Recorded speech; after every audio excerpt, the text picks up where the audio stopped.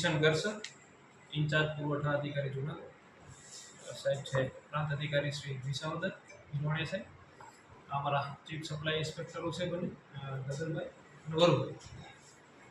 હાલ તો આપણે જે અમારા પુરવઠા વિભાગની જે કાર્ય પદ્ધતિ છે એ વિશે થોડુંક આપનું ધ્યાન દોરવા માંગુ છું.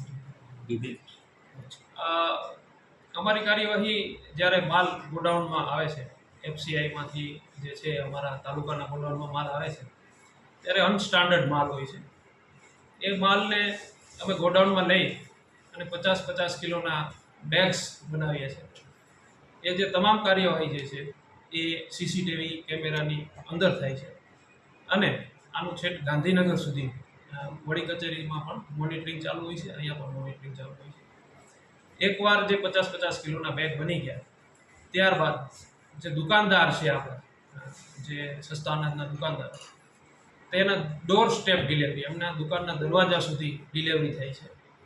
એમાં ગોડાઉનમાંથી બહાર નીકળે ત્યારે એના ગેટ પાસ બને છે, એનો કેટલો જથ્થો ફાળવવામાં આવેલો છે જે તે દુકાનદારનો એની વિગતો એની અંદર હોય છે.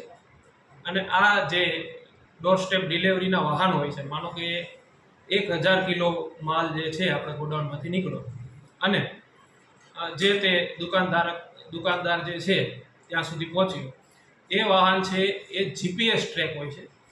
વિસાવદર તાલુકાની અંદર અમારી 3 દુકાનો જે છે મોટી પિંડાખાઈ, માંગનાથ પીપળી અને કાકચિયાળા, એ દુકાનો અને એને સંલગ્ન જે ગામો છે એમની સામે જે અમને ફરિયાદ મળેલી અને એ ફરિયાદના અનુસંધાને અમારી ટીમો દ્વારા તપાસણી કરેલી. કુલ 6 ટીમો અમે બનાવવામાં આવેલી છે અને અમારા જે ચીફ સપ્લાય ઇન્સ્પેક્ટર છે એ ગઈકાલ રાતે અને આજે 3 દુકાનની તપાસણી કરી છે.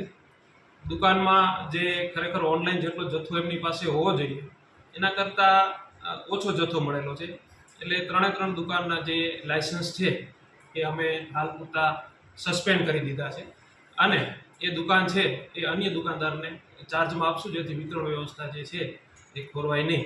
અને ત્યારબાદ જે આનો કેસ ચાલશે અને જો પુરવાર થશે વસ્તુઓ તો એમાં સખત કાર્યવાહી કરવાની રહેશે. આધાર બેઝ વેરિફિકેશન છે આપણું, એટલે તમે જેવો તમને માલ મળે છે એવું જ છે એ આધાર નંબર સાથે તમારો જે મોબાઈલ નંબર જોઈન્ટ હોય એમાં તમારે SMS આવે છે કે ભાઈ તમને આ માસનો આટલો માલ મળેલો છે.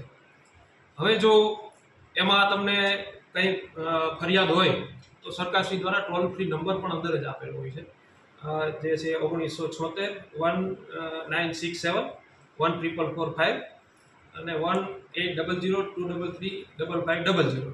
આ નંબર આપેલો હોય છે અને એમાં તમે ફરિયાદ કરી શકો છો. વિતરણ વ્યવસ્થામાં આજ સુધી અમને આવી ઓનલાઈનમાં કોઈ ફરિયાદો મળેલ નથી, પરંતુ માધ્યમોથી અમને જાણવા મળેલું છે. એટલે એમાં અમારી 6 ટીમો નિવેદનો અત્યારે લે છે. 300 જેવા નિવેદનો અમે લીધા છે અને એ કાર્યવાહીમાં છે.